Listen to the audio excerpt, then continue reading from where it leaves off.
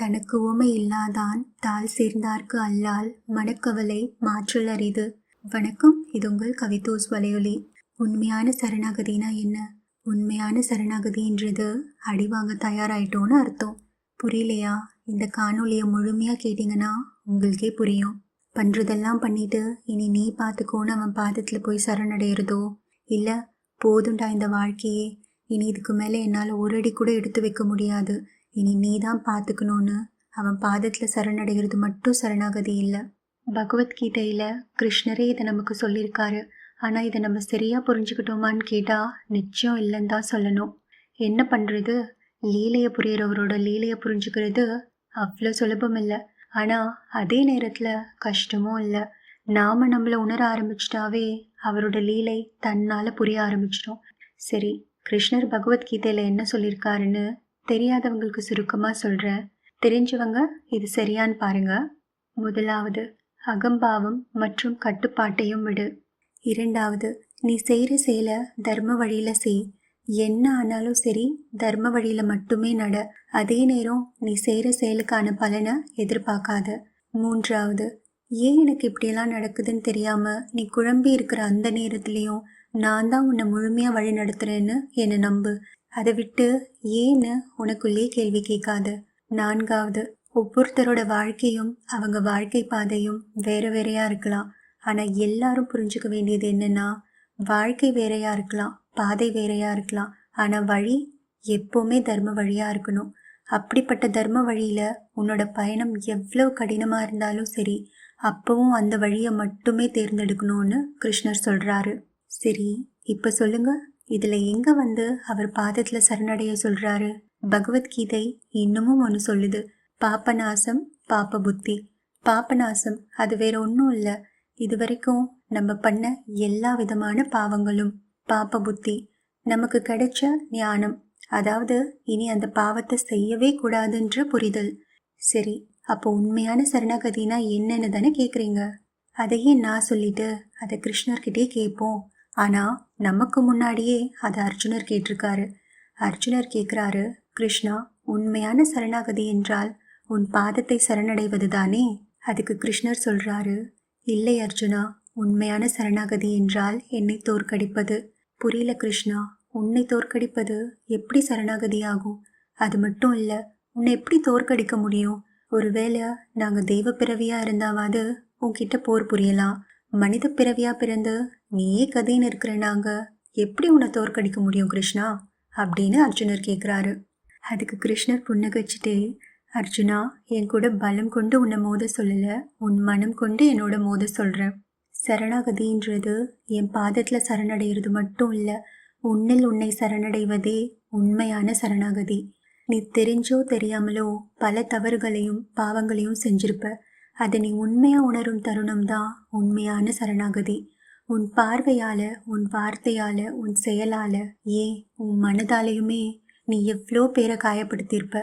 அதை நீ உண்மையாக உணரும் தருணம் தான் உண்மையான சரணாகதி. இதனால் வரை அதர்ம வழியில் பயணம் பண்ணியிருப்ப. ஏன் சில நேரங்கள் தர்ம வழி எது அதர்ம வழி எதுன்னு கூட புரியாமல் குழம்பி போயிருப்ப. இனி என்னோட வழி தர்ம வழி மட்டுமேன்னு நீ உண்மையாக உணரும் தருணம் தான் உண்மையான சரணாகதி. சரி கிருஷ்ணா, இதெல்லாம் எப்படி தானாகவே உணர முடியும்? ஒருவேளை கடைசி வரைக்கும் இதெல்லாம் உணரவே முடியலனா அப்போ என்ன ஆகும்னு அர்ஜுனர் கேட்குறாரு. இதுக்கு திரௌபதியையும் துரியோதனனையுமே நீ உதாரணமாக எடுத்துக்கலாம் அர்ஜுனா. பிறந்ததுலேருந்து இறக்குற வரைக்கும் திரௌபதி அனுபவிக்காத வலியோ வேதனையோ இல்லை. எவ்வளோ அவமானங்கள், போராட்டங்கள், சோகங்கள், சவால்கள். ஆனால் இது எதுவுமே அவளை முறியடிக்கலை. எப்பேற்பட்ட கடுமையான சூழல்லையுமே அவள் தர்ம வழியை மட்டுமே கடைப்பிடிச்சா. ஏன்னா தர்ம வழியில் நடக்கணுன்றது தான் உலக நீதியே. அதை உணர்ந்து தான் தெரிஞ்சுக்கணுன்றது இல்லை அர்ஜுனா. அதே போல் துரியோதனன் எடுத்துக்கோ. செல்வ செழிப்பு மிக்க பெரிய ராஜ்யத்தில் பிறந்தவன், சிறந்த குருகுல பயிற்சி, பீமனுக்கு இணையான வலிமை, கர்ணன், அஸ்வத்தாமன் போன்ற சக்தி வாய்ந்த நண்பர்கள், பெற்றோரோட கண்மூடித்தனமான நம்பிக்கையும் பாசமும். இதெல்லாம் கிடைச்சும் அவன் தேர்ந்தெடுத்த வழி என்ன? அதர்ம வழி. அதர்ம வழியில் பயணம் பண்ணுறது அதர்ம வழிக்கே வழி வகுக்குன்றதை மட்டும் என்றைக்குமே மறந்துடக்கூடாது. அப்போ இப்படியெல்லாம் கடுமையான சூழலை எங்களுக்கு கொடுத்து தான் இதெல்லாம் எங்களை உணர வைப்பியா கிருஷ்ணான்னு அர்ஜுனர் கேட்குறாரு. அதுதான் சொன்னேனே அர்ஜுனா, தர்ம வழியில் நடப்பது தான் உலக நீதியே. அதை நீ உணர்ந்து தான் தெரிஞ்சுக்கணுன்றது இல்லை. உனக்கு நடப்பதெல்லாம் உன் கர்ம வினைப்படியே நடக்கிறது. உன் விதியே உனக்கு சூழ்ச்சி செஞ்சாலும் அப்போவும் நீ தர்ம வழியில் மட்டுமே நடக்கணும். அது மட்டும் இல்லை, என் சோதனைக்கு நீ பல முறை ஆளாகும் போதும் சரி, ஒவ்வொரு முறையும் தர்ம வழியில் மட்டுமே நடந்து என் சோதனைகளை நீ தோற்கடிக்கணும். நான் உனக்கு வைக்கும் சோதனைகளை நீ உன் மனபலம் கொண்டு ஒன்னொன்னா தோற்கடிக்கும் போது அங்கதான் நீ என் மனசை முழுமையா வெற்றி கொள்ள முடியும்னு கிருஷ்ணர் சொல்றாரு. அதனால இனி என்ன சரணடைகிறதுக்கு முன்னாடி முதலில் நீ உன்னில் உன்னை சரணடை. அதுதான் உண்மையான சரணாகதி. நீ உன்னை உணரும் போதுதான் என்னை முழுமையா உணர முடியும். அப்பதான் அது முழுமையான சரணாகதி. நான் மேல சொன்னதெல்லாம் கிருஷ்ணர் அர்ஜுனருக்கு சொன்ன உபதேசமானு தெரியாது. ஆனா உண்மையான சரணாகதினா என்னன்னு நான் புரிஞ்சுக்கிட்டதை தான் உங்க கூட பகிர்ந்துக்கிட்டேன்.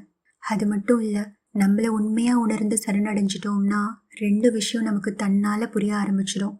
முதலாவது, என்ன ஆனாலும் சரி, ஏன் நம்ம வாழ்க்கையே புரட்டி போடுற சூழலே வந்தாலும் சரி, தர்ம வழியில மட்டுமே நடக்கணுன்ற புரிதல் வந்துடும்.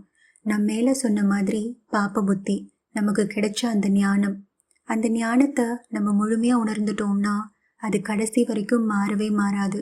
ஏன் யாரை நினைச்சாலும் அதை மாற்றவே முடியாது. 2வது, இதுதான் ரொம்ப முக்கியமே, பாபநாசம். நம்ம தெரிஞ்சோ தெரியாமலோ இது வரைக்கும் பண்ண பாவங்கள், இனி அந்த பாவங்களுக்கான தண்டனையை பார்த்து பயந்து ஓடாம அதை மனதார எதிர்கொள்ள தயாராகிடுவோம். இதுதான் அடி வாங்க தயாராயிட்டோம்னு சொன்னேன். முதல்ல தண்டனை காலம், அப்புறம்தான் வசந்த காலம். புரியலையா? உதாரணத்துக்கு சிறைச்சாலையில் இருக்கிற கைதியை எடுத்துக்கோங்களேன். முதல்ல அவங்க செஞ்சதுக்கான தண்டனையை அனுபவிக்கிறாங்க. அவங்களுக்கு கிடைக்கிற அந்த தண்டனை தான் இனி அந்த தப்பை பண்ணவே கூடாதுன்னு அவங்கள உணர வைக்குது. அது அவங்க உண்மையாக உணர்ந்து வெளியில் வரும்போது தான் அவங்களுக்கு ஒரு புதிய வாழ்க்கையே ஆரம்பிக்குது. இவ்வளோதாங்க. இப்போ உங்களுக்கு புரிஞ்சிருக்கோம்ல?